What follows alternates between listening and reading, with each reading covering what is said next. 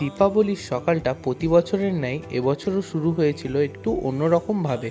কারণ প্রতি বছর দীপাবলির দিনই আমরা আমাদের রানীমাকে মণ্ডপে নিয়ে আসি। যেহেতু ঠাকুরটি খুব কাছেই বায়না দেওয়া হয়েছিল, তাই আমরা পুজোর দিন প্রত্যেকেই সময় করে একসঙ্গে মাকে আনতে গিয়েছিলাম। এবছরে আমাদের প্রতিমা এতটাই সুন্দর হয়েছিল যে মায়ের মুখের দিকে তাকালে আর মুখ ফেরানো যাবে না। সত্যি অতুলনীয় এবং অপরূপা আমাদের মা। হালকা করে বাজি টাজি ফাটিয়ে আমরা মাকে শোভাযাত্রা করে নিয়ে যাচ্ছিলাম। প্রতি বছর সময় করে মাকে সবাই মিলে আনতে যাওয়ার ব্যাপারটা সত্যি খুব মজাদার।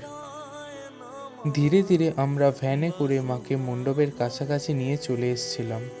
ফাইনালি মণ্ডপে আসার পর সবাই মিলে হাত লাগিয়ে মাকে নামানো হলো এবং মায়ের স্থানে মাকে বসানো হলো। মায়ের মাথার ওপরে এই লাল রঙের বড় করে মা লেখাটা জাস্ট অসাধারণ ছিল। আর মায়ের রূপ নিয়ে তো কোনো কথাই নেই। এবছরে আমার পাড়ার পুজোর থিম ছিল সহজ পাঠ। কারণ স্মরণে মরণে আমাদের সকলের হৃদয়ে বিরাজ করেন রবীন্দ্রনাথ। কবিগুরুকে ছাড়া আমরা কিছুই ভাবতে পারি না, তাই তাকে উৎসর্গ করেই আমাদের এবারের থিমটি।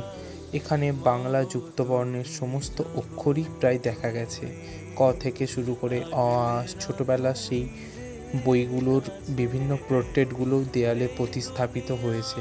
সত্যি মণ্ডপটি দেখলে কিন্তু বেশ ভালো লাগে, অনেক পুরনো স্মৃতি মনে পড়ে। আর ছোটবেলায় সিলেট পেন্সিলের লেখা সেই বর্ণগুলি আজও চোখের সামনে ভাসছিল। সত্যি একটা দারুণ দৃশ্য। আর এনাকে তো যতই দেখি ততই মনের মধ্যে একটা আলাদা শক্তিভাব কাজ করে।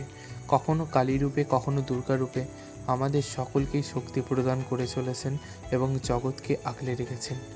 একটা কথা বলতে ইচ্ছা করছে, যদি পরের জন্ম বলে কিছু হয়ে থাকে যেন আবার হিন্দু হয়েই জন্মায় মা।